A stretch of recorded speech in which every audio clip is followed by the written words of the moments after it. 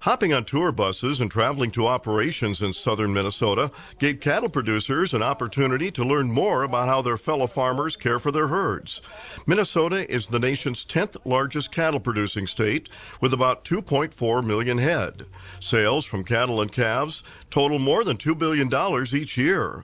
Farm setups range from feedlots to pasture operations.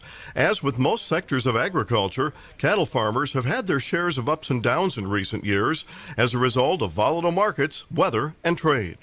Cattlemen in our state we call them farmer feeders, so they also grow crops. So we always got to pay attention to that side of things a little bit. So grain prices being depressed is kind of a double whammy for our guys. When it comes to trade, it's kind of a hot topic right now. We're talking about trade all the time.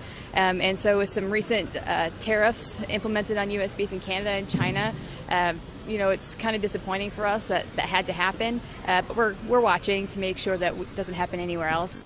Hundreds of farmers took part in the annual Cattlemen Summer Beef Tour to learn more about practices their fellow farmers use to be productive and efficient.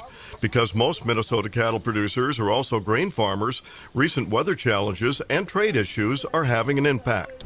The grain markets have a lot to do with it, so even though most producers also are in the grain, so it's kind of a give and take on that end where, when the grain was high, or higher I should say, the feed costs were high. Well, now grain prices have gone down, the feed prices have come down, but it's kind of a teeter-totter for them if they're in both industries. Our cattlemen are in it for the long haul, and they're resilient. I mean, they understand that the cattle market is cyclical, just like the grain market, and they plan for it. And so I think our cattlemen are in a good spot right now. I mean, you could always wish for higher cattle prices, right? But within the last 18 months or so, I mean, cattlemen have made money in our state, and I think they're pretty happy. This is Lynn Ketelsen reporting.